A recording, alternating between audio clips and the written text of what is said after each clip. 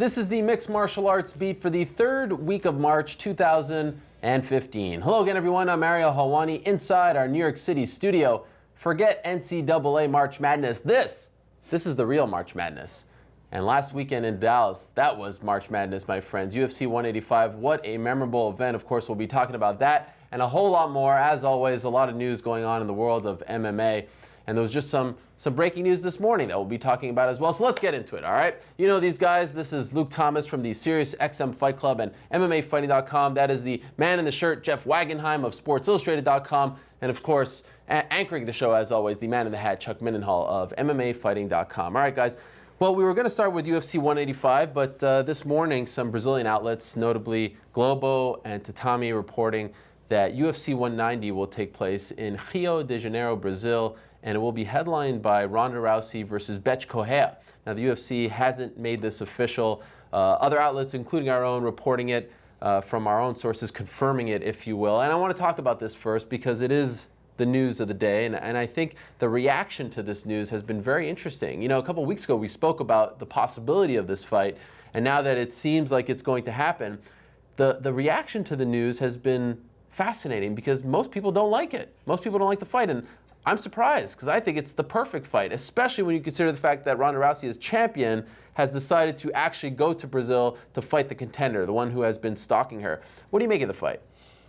Allegedly go. It's not confirmed yet. Sure, well, sure. I mean, I think Guilherme Cruz said he confirmed it too, so maybe it's true. I'm sure it is true. If he confirmed it, it's true. It's true. There you go. I don't like it. I don't really care for it. I think what you're pointing out is that there's a fun storyline to it, and if I don't dispute that there is, but just competitively, I mean, look, after last weekend, you know, this crazy-ass sport, who knows what's going to happen? Maybe she goes in there and gives her the old bus driver uppercut, and Bethe Correia is your new champion. Okay, maybe. But all things being equal, that seems deeply unlikely. I find it totally non-competitive. For me, I kind of like it for the reason that you said it. Okay, that's fine. And the only thing I really hope is that I kind of wish it would be a blowout, because if it is, that puts even more pressure on Zuffa to make a cyborg fight. For me, that's really the silver lining. I recall you saying you didn't like this idea a couple weeks ago. You liked Tisca Ai better, right? Really? No, I actually liked the two. I thought that Rousey was going to take a longer time off. Okay, yeah. And I thought Ai versus Correia was the fight to find out who was going to be the contender. I mean, I don't like the fight, not so much because I don't think it's going to be competitive. I don't think, if we were going to go on those standards, there'd be no fights for Ronda Rousey. There's nobody. Well, I don't know about that, Jeff. In the 135-pound division right now? Yeah, who cares about that? Well, you're saying competitive fights? Well, we can make competitive fights. Yes, but who? the fight. You're talking about Cyborg? Yeah, sure. Yes, Yeah. of course. I mean, that's the one. But I'm talking about other people who are contenders right now. There's nobody there who is going to give Ronda Rousey a fight. I think we can probably agree on that. But where my problem with is that I don't think that Correia has earned the fight. I don't think that she's talked about it. And again, I used the analogy last time. You know, Conor McGregor, before he beat Dustin Poirier, he was a guy who had talked a lot. But then he went out and he beat a top 5 or 6 guy. And to me, that gave him at least some semblance of a claim to a title fight, which he ended up getting. What is Bethe Correia? Has she beaten somebody in the top 10? If she has, it's someone, you know, way down the bottom of it. I feel like she needs to have another victory. Now, the other side of it, of course, is the business side of it, and for business, it's wonderful. You know, you get a Brazilian fighter, the undefeated Brazilian fighter, fighting against the unassailable champion in Brazil. So, you know, business-wise, you can't just dismiss that, right? That's a big part of this whole game. Well, of course it is, but I still think that. Look, you mentioned here. We talked about. You mentioned March Madness. Yeah. There's a process. You know, everybody thinks Kentucky's going to win the national championship, but they have to win the games in order to get there. Somebody else has to win the games in order to challenge them. In MMA, it's like, oh yeah, you've got a good story, or we can put a fight in Brazil. Let's do it. I mean, I just don't like that. I want to see people work their way toward a championship. But again, this isn't news, right? I mean, we saw guys coming off of losses. I mean, I think there were 3 of them last year coming off of losses who got title shots. So I don't like it though. Doesn't mean I don't know if I like it. I love it. There you go. Great. I think it's great. I mean, you're talking about what else are you going to do with her right now? And not to mention, if you can't make the Cyborg fight, if that's not going to be the one that's going to happen next, they're all going to be about the same level. Am I right? I mean, if it's Jessica Ai, are you feeling any better about it at this point? To me, it's like it's a little bit better because of the storyline, like you're mentioning, because she wants to go do it in Brazil. Those things are fun. You know, it's a fun. You're in the anonymous faces phase of her career. Like, just throw her, feed her. You know, let her beat the people up, and until we can build that cyborg fight. So yeah, I love it. I mean, she with Jessamine Duke, and then and like in the last one, she was able to put her away pretty violently. I mean, you know, she's 9-0. She's as qualified as anybody else, and I think Jessica was it Alexis Davis? She lost the split decision. There was the whole drug thing after the other one. So I mean, if you're really just putting those two together, I would still go with Jedrzejczyk Correia here. So in my mind, I'm like, I only see sort of, why not? Why wouldn't you put that fight together if you can't do Cyborg right away? I'm with you guys that I think that that's the most competitive fight. That'll be the one, but you could keep building that one up and make sure that however they're going to do it, if it's going to be at 135 or a catch weight, but I love this fight. You know, the Cyborg Ronda fight,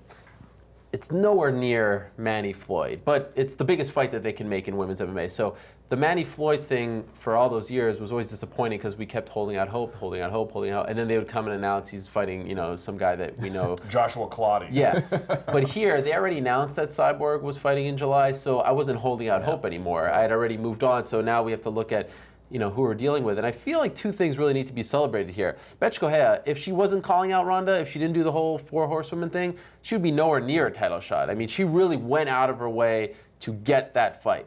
And that's important in this day and age. We've seen this time and again, the squeaky wheel gets the grease, all that stuff. And then Ronda, once again, I mean, look at John Jones with Gustafsson. He said, no way, I'm not going to Sweden. How many times have we heard this before? She's going to Brazil, probably the most hostile place that you can go to if you're a champion fighting the local hero, if you will.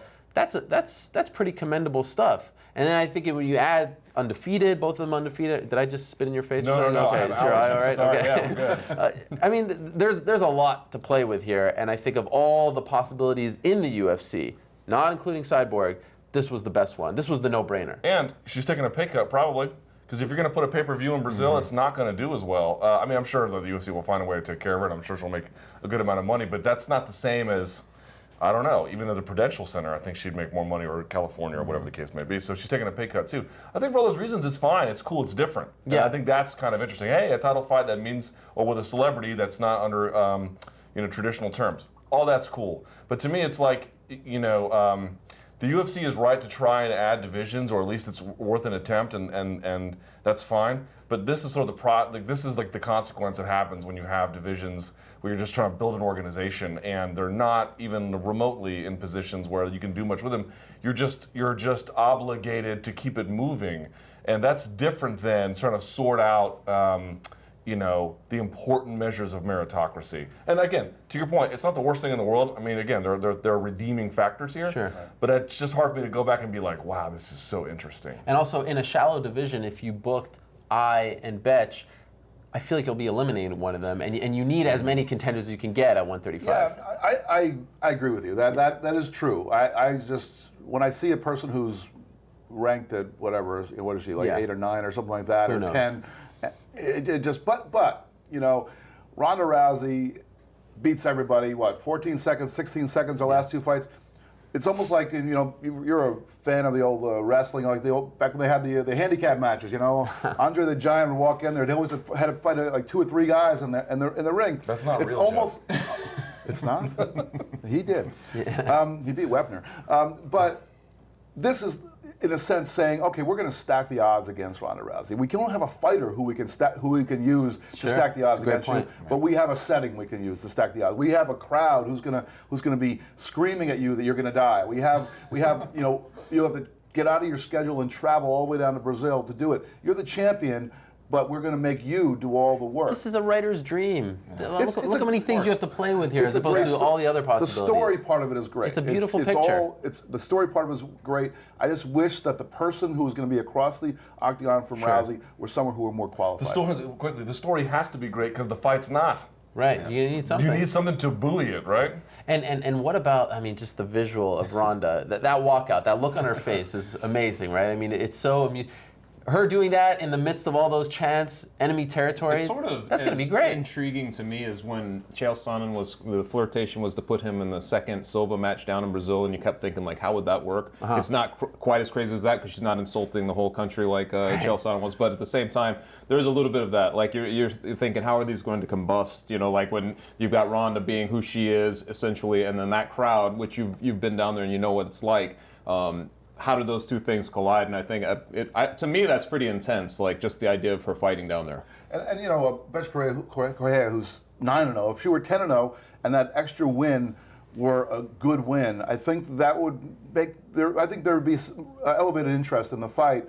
And I agree with you that there is some danger in eliminating your contenders. So instead of putting her in with put her in with somebody else who's already lost to Rousey, but could be a little bit more of a gatekeeper. You know, Miesha Tate. Miesha Tate's not going to get no shot. But then what happens if Miesha Tate wins? What do you do with her? That she didn't deserve to be there. Yeah, but there's going to be no one else. If you can't beat Miesha Tate, then if you're left with Miesha Tate beating the #1 rival, then you have to do that third fight that you don't really want to do, right? No. You can't kill off a contender with someone who already lost to her twice. But on the one hand, you don't want to put. You're saying you don't want to put two contenders in because we might kill one off. Yep. We don't want to put a contender in with somebody who's not a contender but who's tough because we don't want to contend. Well, what are we going to do? We're just going to put Ronda Rousey in right now. Exactly what they're doing. I think we're saying that this division is really deep. Yes, That's what we're trying to say. I think we should go back to Ronda the Giant. I think. I don't know. And another thing I like about it, not to just start glowing about this, it seems like sometimes the UFC is just plugging holes. Like, okay, this is the fight we need to make. For example, I keep bringing it up, that Montreal card. I mean, those guys have no connection to Montreal whatsoever. And here we are taking a fight, 5 months in advance or so, and saying, where's the best place for this fight? It's Brazil. Let's do it there. Let's do what we used to do back in the day and look at the best place. We have a fight. Now let's see where it fits. And that's what I really think that makes a lot of sense to put it in Brazil as opposed to Vegas or something. When the setting becomes part of the story as well. I wouldn't mind it as a co-main, though. Sure. Co-main with a better main event.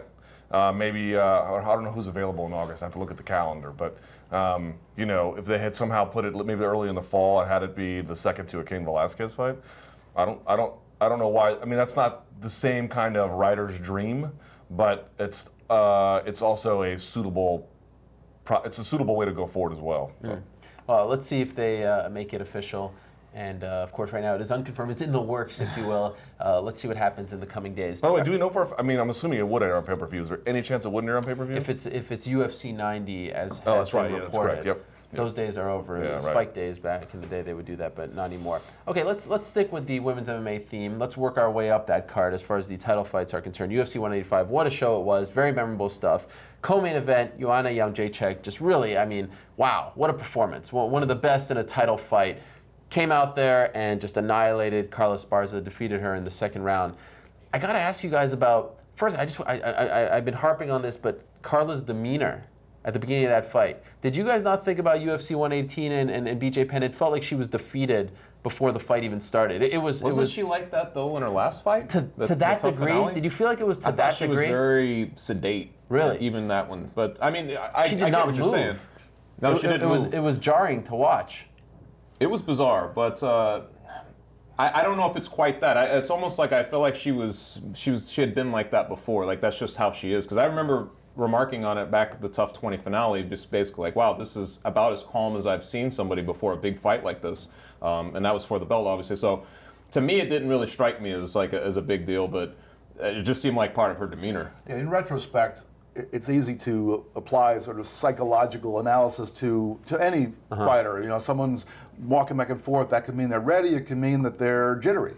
Someone who's standing could mean standing very still. Could mean that they're nervous. It could mean that they're just ready to uncoil their fury. And so I watched it. I saw her, and I was curious about it. But I don't think that I would apply some kind of thing where I said, well, she's in trouble here because of what she did. I'm with you a little bit. I think I don't know that the process of the days leading up was materially different than what we saw at Tough 20. In that sense, I agree. However, I did think that, I wouldn't call her a slow starter, but I did think that once she wasn't able to move into the second gear, once the fight began, she just kind of shut down there. I think that she was demoralized, and I'm not sure that in previous fights where she's had difficulty, and again, she's had a lot of success, but there's been moments where, someone stopped a takedown or whatever the case may be. She didn't quite just implode in that way. There was a quicker process this time. That to me was what I took away, and then how dull-eyed she looked in the second round. I never seen someone just walk. I mean, she looked like she was walking out before a firing squad. That to me was really kind of weird. It wasn't the pre-fight stuff. It was once the fight began, she couldn't bully her. Kaboom! It went away. It's almost a nightmare scenario watching something like that play out, because you realize that in her mind, and because you're seeing it, you're seeing that she couldn't get done what she was hoping to do, what she had been maybe deluding herself that she was going to do the whole way up. Wasn't working, and her default was to keep trying for it. And just keep trying for it. Not even try for it. Here's the part I mean, look, when a fighter is not themselves, what do you attribute that to? Is it the other person made them look bad? There's no denying that Joanna made her look bad. Just impossible to say that wasn't a major contributing factor. But if you've ever watched Esparza's career, I have never seen setups this lazy and rushed and panicked. Totally panicked. And again, that's a big part of what I attribute to what her opponent did. But a part of me was just like, you can't watch her Tough 20 fights and tell me that's the same person. It's not. I think also, though, if you're looking at the performances on Tough and then trying to extrapolate from that and go to this fight, I mean, I think we even talked about this before, that this was a little different. Naming a champion at the end of a reality show was not necessarily going to get the best fighter, even from the people in that house. We were going to get the person who could survive that environment, the person who could survive the environment of having to live with all these other... You don't think Esparza was the best fighter in that house? She was the best fighter far and away. Who was better? I don't know that there was somebody in that house who was necessarily better in the big picture, but I don't feel like that experience is what told us anything about it, because I think that she was able to, maybe because of the demeanor, the demeanor we saw her in the cage, where she was sort of stoic and quiet, and that maybe allowed her to sort of stay away from all the nonsense that happens in a house with a bunch of other people who are going to eventually try to beat you up. So yeah, I mean, to your point, I don't think that I'm not saying that she was 5 levels below what she ended up being, but I don't think that when she came out of there and became the champion, it was the same as somebody else in the UFC becoming the champion. She did not prove herself the same way that other champions have. I disagree a little bit, because I think the best were in that house with her, the best in that division. In other seasons it was the best prospects, but the best in that division, the top 10. Not necessarily. I mean, I know there's Jessica Aguilar out there who wasn't there, and Claudia, but I mean, that's three people right there. You have Joanna. I mean, that was a fine run to the title, and she had defended the belt in Invicta. No one thought she was a paper champion. Here's right? Am I wrong? Absolutely. I think there's 2 things worth noting. That was a very quick turnaround. I mean, you were in the house. You had to go through a pretty, solid group. You may not consider them number 1, but that was pretty tough. I mean, a lot of people thought Rose was going to win that fight, right? Let's not forget that. And then she had to turn around 3 months later. That's one of the quickest turnarounds in the history of Tough. Nate Diaz had a quick turnaround, but his fight against Manny Gamburian was a very quick one. He fought, I think it was June, and then he came back in September. That's a very quick turnaround. She said afterwards, maybe mentally she wasn't quite there. The other thing, we were talking about Betch talking to get the fight. Joanna didn't do that, but once she got the fight, it proved that if you go at your opponent beforehand, you could really get in their head, and I really feel like she did. I mean, everything she did, from staring at her and talking to her, I mean, I saw it with my own eyes in Dallas and LA, the cookie stuff. It just felt like she was just rattled. She was should spooked. Be sending the judges in Phoenix some gifts for giving her that decision. Because honestly, that's why I thought the same thing. I was like, she made the most of her platform going forward. A lot of people, I think they just, I'm fortunate to be here, and she grasped it the whole way. I thought she sort of stole the fight week, honestly, just the way she sort of handled herself. It seemed like the media was really picking up on it, and and then to go and back it up, and to kind of have that kind of fight. It was a great breakout and performance. I kind of feel like this is a bit of a blessing for the UFC, because it shakes up the division. She hasn't fought most of those fighters, because she wasn't a strawweight, she wasn't an Invicta. She's European. She's part of this this market that they're trying to break through. I mean, that show in Poland now, it's going to be her celebration all week long, and she'll be there front and center. And she can talk a good game. Dana White is clearly a fan. Also UFC does not have a deal in Poland. No TV. this could help usher in. Absolutely. So I kind of want to celebrate her for a second. I mean, what's her potential? She's not Ronda. She's not going to be in the SI swimsuit issue. But wow, we have another women's champion here who is an incredible fighter, who talks a good game, who's popular, who's from Poland. You know they're going to get behind her in Europe. I feel like she has a very high ceiling, maybe higher than anyone right now in that division. Well, also, that division seems to be more competitive than the 135 absolutely. division. Plus, she's a striker, which I think is something that more people out there understand. They watch the way she destroyed Esparza, and even if you're not an MMA diehard, you understood what she was doing. Whereas, Rousey with the 14-second win, a lot of people have no idea what she did. How did she do that? How did she manage to do that? And even some of her other victories, you have to be a little bit more knowledgeable, I guess, to appreciate what Ronda Rousey does. And I think, not to say that striking fans aren't knowledgeable, but I think you could just get a sense of, you go out there, you see a person who's just jabbing her to death and then hitting her, knocking her all around the octagon. She's easier to appreciate. I gotta say, what do you guys think? Does she kind of feel like the Mike Tyson of it? I'm just kidding. I'm kidding. She's But sort of a zany character too, though. Sure, Like just sure. the way that they, when they faced them off after the weigh-ins, she was kind of leaning in there, just weird stuff like that. I mean, she's just sort of different, and I think that's always good. The other thing is, I don't think too many people really saw her coming. How many people would have thought she was going to be the strawweight champ at this point? It's just one of those things. So I feel like she's got all the novelty still in place. Being from Poland, plus other parts of Europe, I think she's going to help out. So I agree with you. I feel like her upside, we're just scratching the surface, really. It was funny. It's just a theory I have. It could be totally wrong. And I discussed this yesterday in my live chat. But my mother was an immigrant. My mother was an Armenian who lived in Lebanon, didn't come here until her 30s. And my wife is also an immigrant. Like a lot of people, my best friend is an immigrant. So it's just been a pretty big part of my life. There's something about the way, and this is not true across all immigrants, obviously, but there is something when you look at Joanna and you look at someone like Khabib, sometimes when they talk, because there's a lot made about their broken English, to me, it completely enhances things because they speak with a certain kind of old world bluntness. Yeah, 100%. That you just can't get from like someone like Carla Esparza or other people. And she speaks in black and white tones. She has a great story. To your point, once she gets in there, look out, because it's not just that she's a striker, she can thump. Yeah. She can put people away, And so to me, all that mix is like, it's a perfectly European story. It's a perfectly American story. That's why I think Americans respond to her in that way. And what's not to love about that, man? She can't. She doesn't mince words. Like, I mean, she has. Because she can't. She doesn't know how. And that's what I love about it. And I know that Gonzaga Crow Cop rematch, everyone was like, really, do we need to? But all of a sudden, that Poland card, if you're a fan of that division, with Claudia Gadelha fighting against Aisling Daly, which is an interesting fight, and of course, Joanna Calderwood fighting as well, all of a sudden, it feels like there's a mini tournament. Mm-hmm. So what do you think is the best scenario for Joanna's first title defense? Anyone have a perfect scenario? I have one. But what do you guys say? If Gadelha wins, that makes sense. Because, I don't know, like, there's nobody else that's really kind of in the position, I think. But you have the back history. That fight was very close. I think a lot of people thought that Claudia won that fight. So, in my mind, and it's happening in Poland, I'm guessing she'll be ringside, watching the whole thing. And you've got a perfect opportunity to have them square off right then and there if the UFC opts to do that. Personally, because I don't know how many people, we watch all the fights, but how many people were even paying attention to the first fight between them two. So, to me, that would be the way to go if she wins. It's a tough fight. Here's where I'll say I don't want to go, because I want to hear your theory. People were starting to, like, I saw some activity on Twitter about it, and who knows to what extent that mirrors what UFC brass are thinking.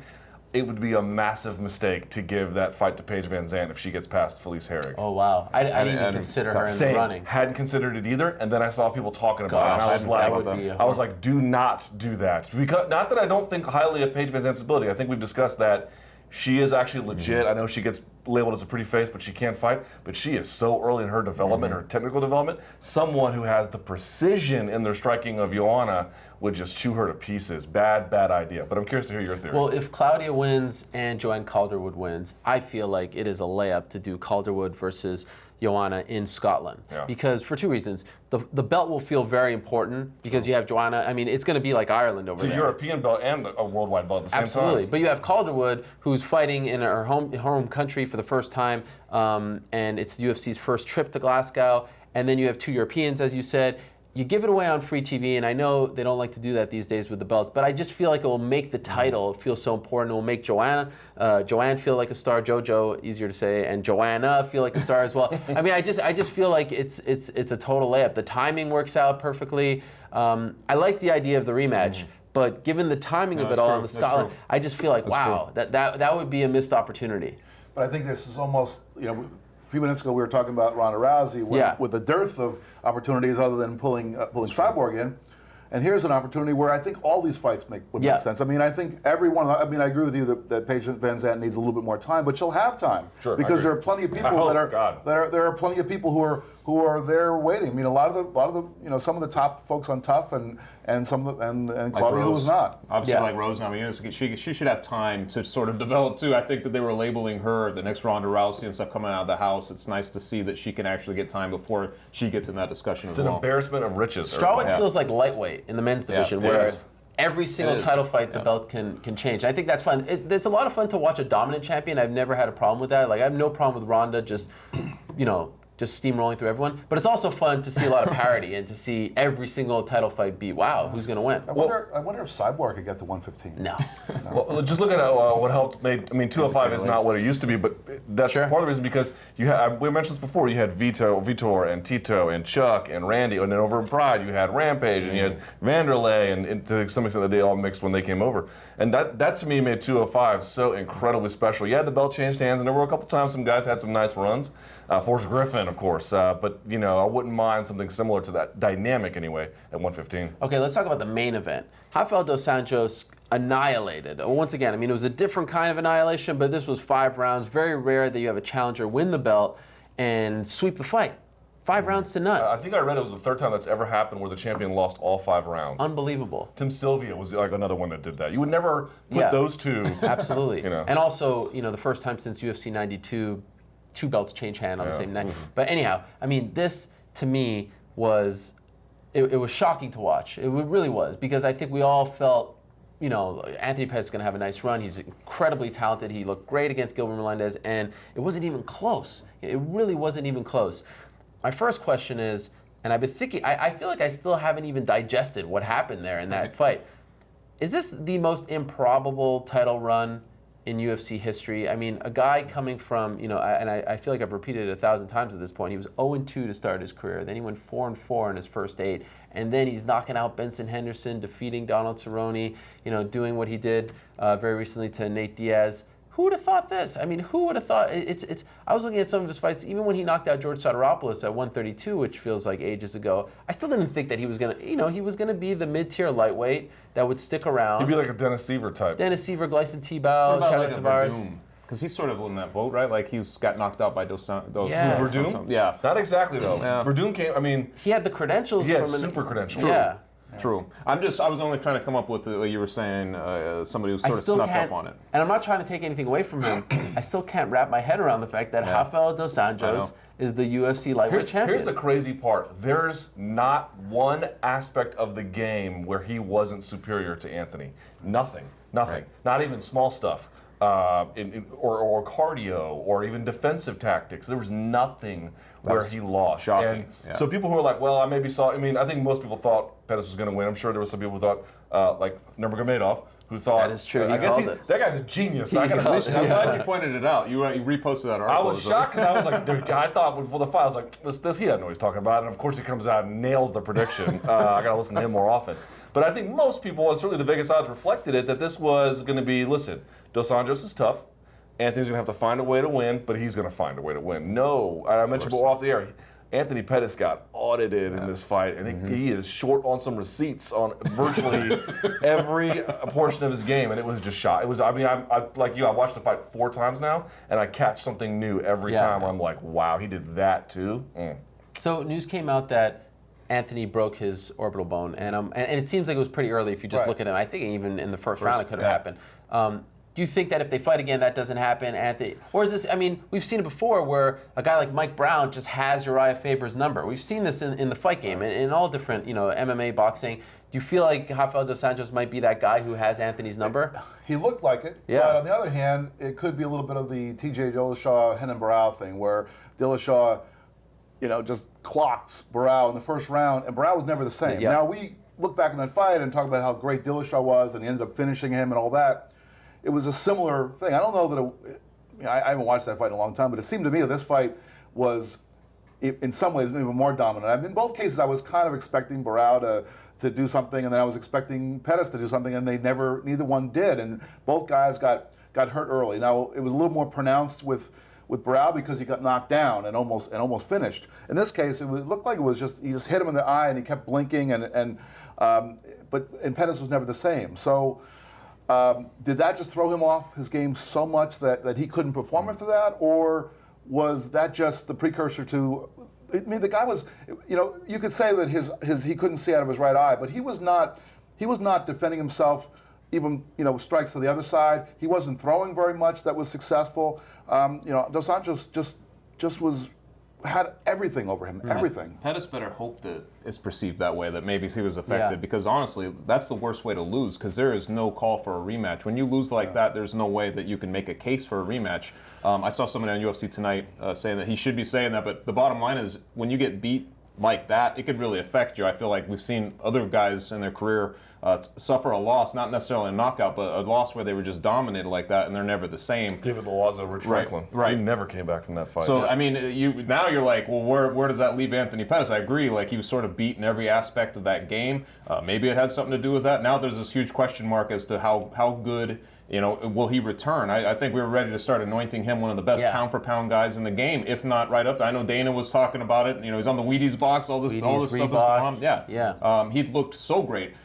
I think you were high on him too, especially after after the Melendez thing. Yeah. I mean, that's incredible. So, put all that together, could you have seen this coming? I mean, I really didn't. It's not like I didn't see Dos Anjos coming up the ranks, because you saw what he was doing to some big names, but I just thought that it stopped right there. That's where he was going to hit the buzzsaw, with Pettis. So I'm with you on that. I feel like I'm still digesting like how that really came together. But. And by the way, I feel like, and we'll get to Pettis in a second, I feel like they should put Dos Anjos' first title defense on that Rousey card if it does happen in Brazil, but make that the co-main event, because I feel like it will make, where's the best place that Dos Anjos can come off like a star?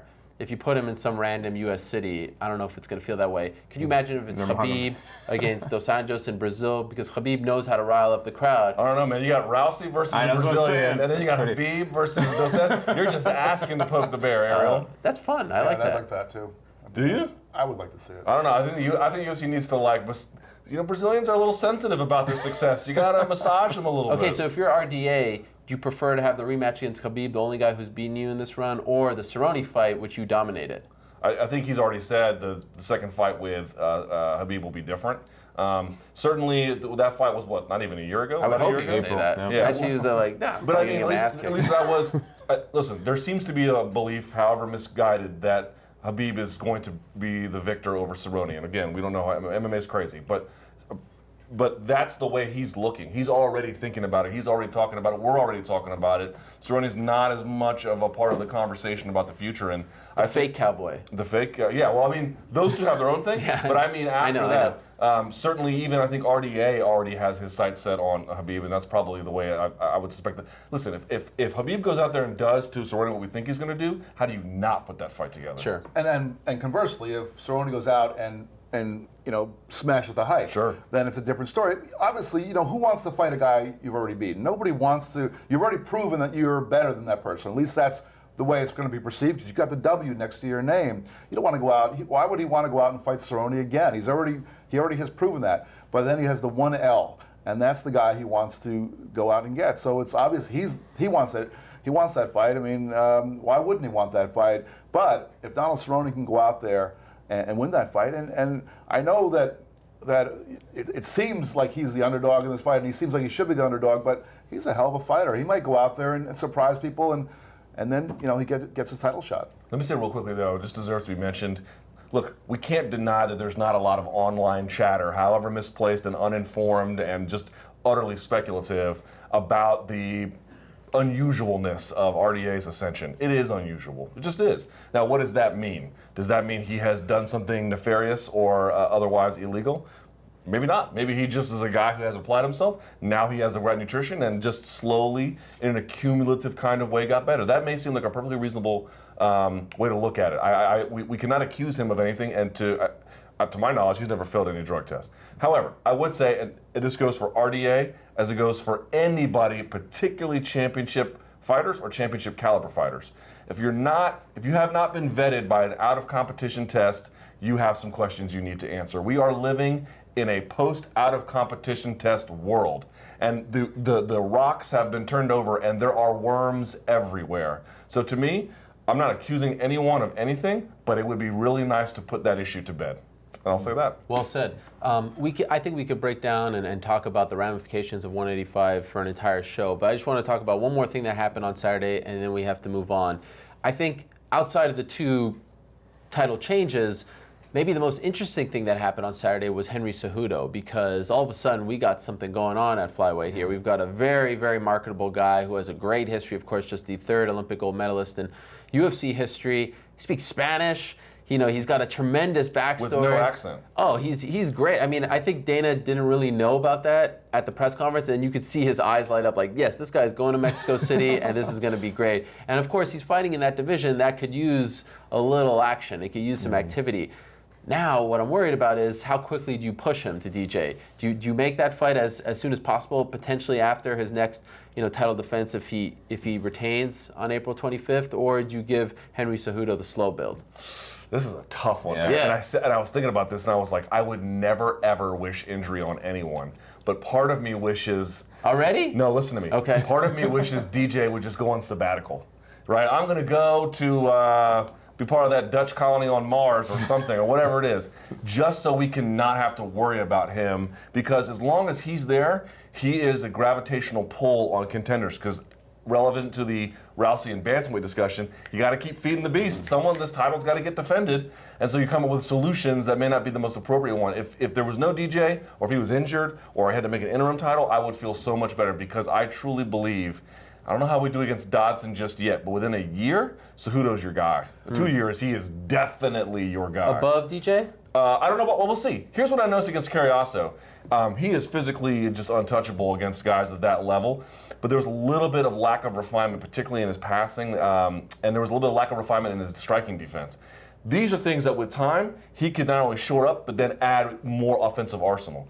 So if there was some way to delay a Cejudo-Johnson bout by a year or two, that would be utterly perfect, but I just don't know if they can be that patient. What do you think? Well, in terms of proving himself, I feel like he went a long way toward beating a guy who had just challenged for the title. So that gives me some feeling that he's close.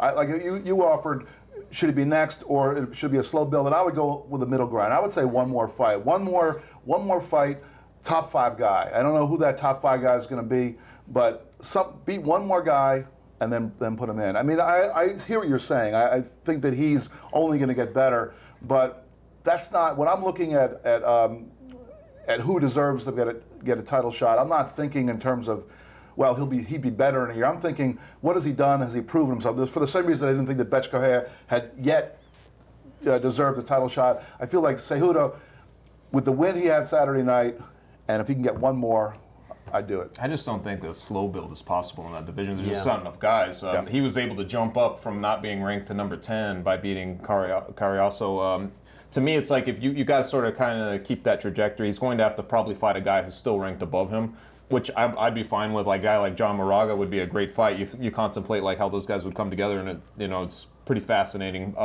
But you look at like you were mentioning, it really comes down to Demetrius Johnson at the top, and what do you do? Yeah. He's going after the Montreal card. If he gets if he gets through that fight, all of a sudden you're right back into the position of who goes with him next, and hopefully like maybe John Dodson or somebody emerges, because everybody wants to see that fight, and you can give him a slower build. But I just don't think if he looks as good as he did against Chris Correia, I think if he looks that good again, maybe against a guy like John Moraga, I feel like already the pressure will be there for the matchmakers to put him in that title fight. And even if we're looking at this from the perspective of meritocracy, I think it's fair to manage the the flyweight division differently than we manage the light heavyweight division. I was watching the fights the other night with a friend who is not an MMA fan, totally outsider, and Chuck? Yeah, it was Chuck. I don't really like this sport. And he was he's like, oh, these guys are little guys. Who are these guys? And I said, yeah, they're 125 pounders. And he goes, how many grown men in this world are 125 pounds? And I hadn't really thought of it that way, but this is true. There's a much smaller universe of males who are athletic and can get to that weight than, say, can get to a weight that would allow them to challenge John Jones. You've been to Latin America? They're all that size. Well, 125 there's not pounds. a lot of dudes dunking on basketball courts in the water. That's still a small. There's a lot fewer men at that size than there are people who are going to be around 200, 205, or 185. So I think it's okay to say, well, we're going to have it's not a testament that this weight class is lacking to say that it doesn't have very much depth. It's just saying there aren't enough people out there to even compete in the sport at that weight class. I will say that it's nice that somebody, it's great that he had that performance, because now you can actually put a guy on the radar, because it seemed like there for a while you're like, well, he's already beaten all the guys in the top 5,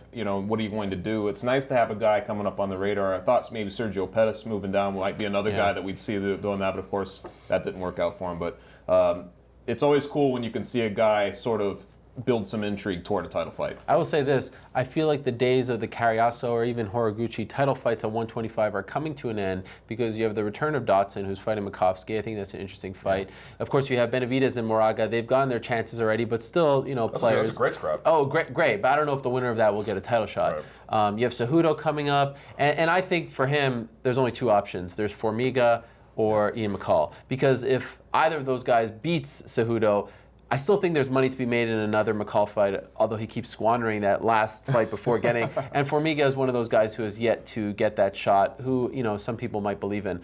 I think that things are about to change a little bit, and Cejudo really has, I think, kind of put everything into another gear in that division, and that's the biggest fight they can make probably in the near future. I think for me, he's got a lot of value in any number of ways, not least of which is, like Velasquez, you can take him to Mexico, and while he is American, he's also of Mexican descent directly, and of course the Mexican audience can somehow co-opt him at the same time and use that to propel that market. But we're also talking about just not any old guy who speaks Spanish and is a good fighter. This is a guy who has been marked for greatness. You really, even when business considerations are relevant, you need to be careful about messing with that. You need to make sure we get everything out of him that we can, because you're talking about potentially, maybe I'm exaggerating, we all maybe mislabeled Pettis a little bit, but I don't know. Cejudo's a special guy. I would hate to see the promotional things he can deliver on supersede the talent he might be actually able to deliver if given the proper treatment. I thought it was great too, like in his after, he dominates this fight. You didn't feel like he was satisfied with it either. I feel like he's got the natural thing to be great. I think he would correct some of the things you're talking about where he's sort of sloppy in there. And I completely agree. In another year, he could be that guy, but like we said, we'll see if they can sort of hold him back from having to get a title shot. And walking out to the Olympic fanfare, man. That was. I mean, the kid's got some balls, man. Gold shorts. He's just all. He's got the thickest head of hair. Yeah. I was like, take off the helmet, Henry. You gotta come here and fight. It will be a cool scene if he fights in Mexico City. Okay, the UFC is back this Saturday. They're in Rio. It's a fight night card headlined by Damian Maia versus Ryan LaFleur. I think that's an interesting fight for people if it was maybe the 3rd or 4th fight on a card. You can say what you want about it as a main event, but we do have to mention that card's been hit by injuries. I mean, that was, it was supposed to be a Sun Sal versus Faber. Josh Thompson was supposed to be on that card against Gilbert Burns, which I thought was a great bit of matchmaking right there. It's been hit, but I still think there's some interest there. I just want to bring up the Josh Koscheck situation. That's the co-main event. He's fighting Eric Silva. He fought 3 weeks ago against Jake Ellenberger and lost. Do you have a problem with this? That's a tough one, because it's not like I can look to CAB MMA and be like, well, this was a regulatory athletic commission oversight and everything is good to go. He didn't get knocked out. Obviously, in the Ellenberger fight, he got choked out. That's different. That could happen in the gym at any point, even though it was a particularly brutal chokeout. So in that sense, I'm not overly concerned. But, he's 37. That is getting up there. That's not Roy Nelson, 38 at heavyweight. All that is also equally problematic in a way. A welterweight, man, age catches up with you lightning quick. If this is a way that he wants to go and just get back on the horse and maybe make a statement because he knows the end is near, like if it's all part of that kind of plan, I'm less bothered by it. But if you're asking, like, do I think that against a guy like Eric Silva, who is a firecracker, even if he's flawed, about what can potentially happen to Josh Koscheck? Yes, I am worried. Yeah, I mean, I'm concerned. When I heard that match, I just cringed. That was my reaction. I saw the fight against Ellenberger, and there was a brief period in that fight in the beginning when Koscheck, I won't say he looked like his old self, but he looked like pretty spry, and then it just sort of faded away. It was almost as though the camera sort of lost focus a little bit, and it was him. And even though he didn't get knocked out, it just looked like he was moving in slow motion when he was moving. It just didn't seem like himself. And now he's going to go in against a guy who is, you're right, firecracker. That's, more like a M80. I mean, the guy's just an explosive guy, and he does. And what is Eric's problem is that he doesn't have the staying power. Sometimes he fades out. Well, he's not going to have to go for too long if his explosion meets a kind of already faded out Josh Koscheck. I'm concerned for the guy. I don't want to see someone go out there and get hurt badly. Well, I feel like Josh Koscheck always sort of has a plan, and I feel like there probably is something going on behind the scenes, like, hey, I'm done, or I want one more fight type of thing. This is the last fight on his current contract. So this is the last fight. I'm guessing he probably was like, either let's just get one over with, I can do you a solid, or they looked at him that way. And that's how I feel like it came together, because he looked really awful, I thought, in the Ellenberger fight. I know a lot of the media were just like, this is it. This is probably the last time you look at him. I really believe that, too. I thought that's probably the last time we're going to see Josh Koscheck. So part of it is just that even he didn't get knocked out, but you just thought, like, wow, he just doesn't look like himself. He's done.